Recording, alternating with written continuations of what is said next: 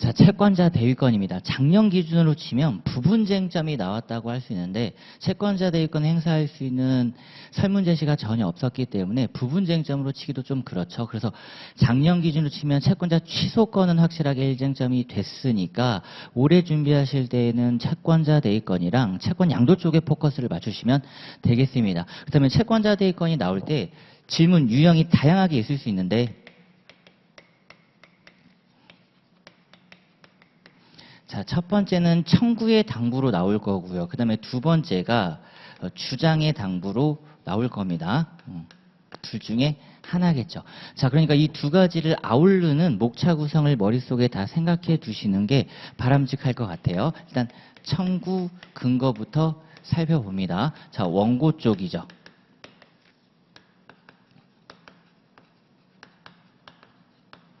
자, 피보전 채권, 자, 그리고 보전 필요성. 지금 보전 필요성 쪽에 최신 판례가 많이 비치되어 있으니까 보전 필요성 포커스를 좀 맞춰주시고, 자, 그리고 기한의 도래는 예외가 있으니까 괜찮고요. 그리고 채무자 권리 불행사 쪽도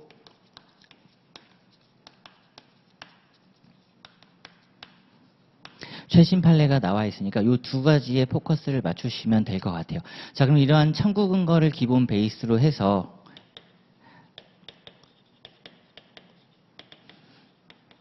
자, 제3채무자부터 먼저 잡으셔야 되겠죠.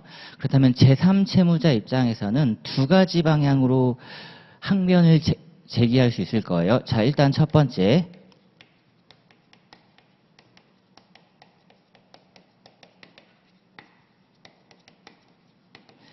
자, 채무자에게 가지고 있는 대양 사유입니다. 이건 무조건 가능한 거고요. 기출 빈도도 여기가 높죠. 자, 다만 여기만 조금 조심하세요.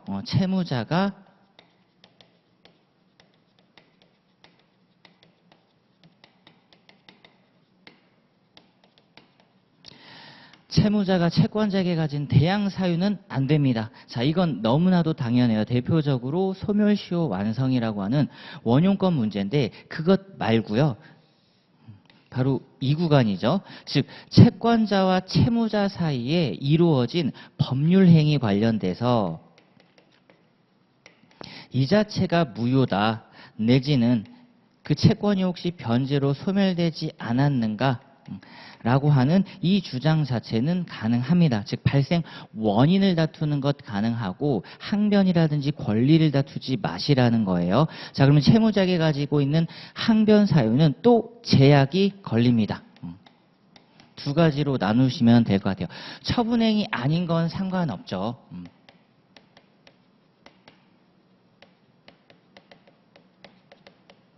기출빈도도 여기에 많이 놓여 있네요. 동시행 항변이라고 하든가 변제라고 하든가 그런 부분들은 크게 상관이 없는데 자, 처분행위는 제한이 걸립니다. 그래서 이 부분은 쫙 관련 쟁점만 파악해 가시면 될 것 같아요.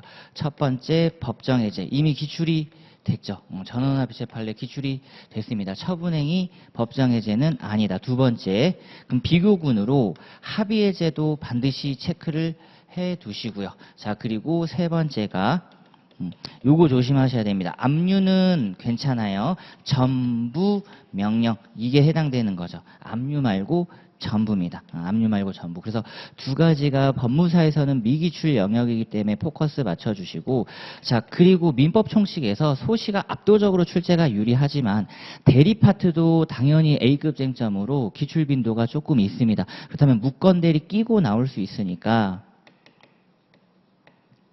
무건 대리 추인도 처분행위에 해당합니다. 그래서 합의 해제 전부 무건 대리 추인이에요.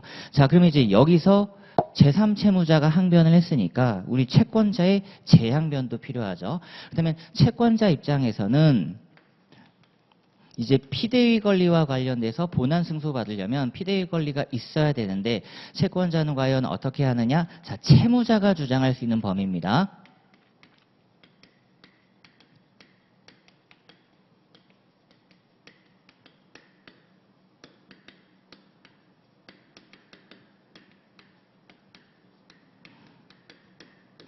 지금 이 문제가 계속 최신 판례로 등장하고 있거든요.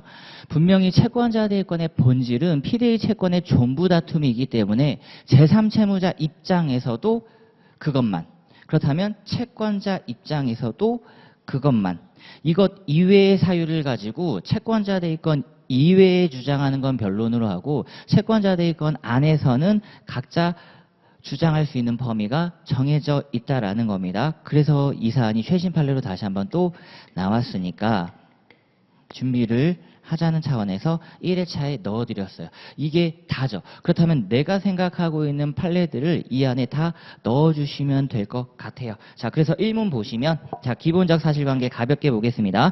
A는 갑에게 2020년 5월 28일 8천만 원을 이자 없이 변제기로 정하여 대여하였고, 자, 갑은 을에게 자신 소유 X건물 대수선공사를 공사대금 5천만 원, 공사 완료의 2022년 3월 1일로 정하여 도급하면서 공사대금은 공사가 완료되면 지급하기로 하였고, 자, 을은 2022년 3월 2일 공사를 완료하였다. 공사 완료 시점이 피담보 채권인 공사대금 채권의 변제기 도래시이고요.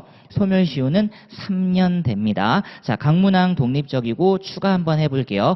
A는 갑에 대한 대여금 채권을 담보하기 위하여 20년 5월 25일 갑소유 X건물의 채권 최고액 1억 원 근저당권 설정 등기를 마쳤고, 다만 갑은 밑에 A에게 피담보 채무인 대여금을 모두 변제하였는데 근저당권 설정 등기를 말소하지 않고 있던 중 이제 날짜 나옵니다. 23년 10월 4일 B로부터 3천만 원을 차용하면서 A와 B 사이에 근저당권을 B에게 이전하는 형식의 부기등기를 하기로 하는 합의. 정확하게는 이 사건 무효등기 유용 합의였어요. 사실관계를 그려보면 A가 갑에게 대여금이 있었고 분명 등기는 날아가야 되거든요. 실질적으로 변제가 이루어졌다 그러면 부종성에 따라 형식인 등기도 당연히 날아가야 되는데 지금 이건 형식적으로 살아있다라는 겁니다. 무효등기임에는 변함이 없죠. 자, 그리고 나서 3자 합의로 들어가서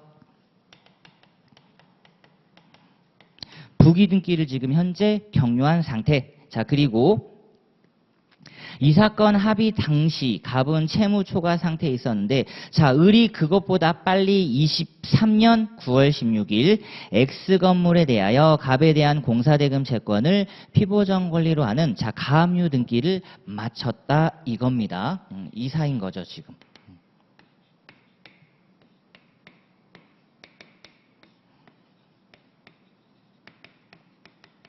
을의 가압류 등기가 있었다 이거예요. 그러니까 지금 현재 관련돼서 우리가 지금 저당권 관련돼서 실행을 하려면 이게 지금 껄끄럽게 걸린다라는 겁니다. 하여 다음 을은 갑 A, B 사이에 이 사건 합의로 을에게 대항할 수 없다고 주장하면서, 자, 갑을 대위하여, 대위란 말 나왔고요.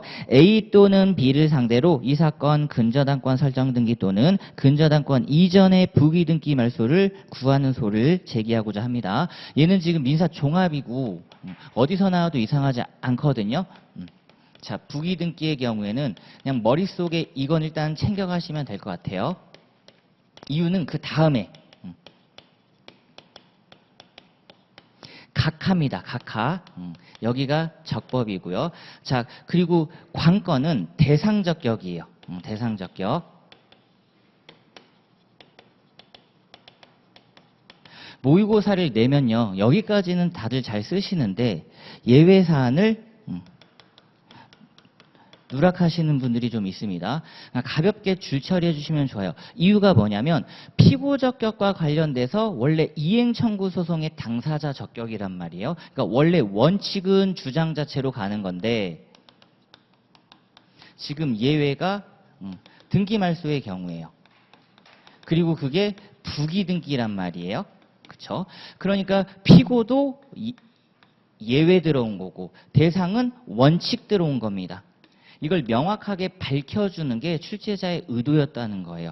원래 이행 청구 소송에서의 당사자 적격은 주장 자체로 판단한다. 근데 지금 사안은 등말청산이고 특히 등기말소와 관련돼서 부기등기가 경료된 사안이니까 예외라고 정확하게 찍어주시고, 그렇다면 대상 적격은 주등기랑 부기등기가 있는데 원칙은 부기등기, 주등기인 거 맞다. 다만 줄처리를 부탁한다라는 거죠. 부기등기만의 원인 사유.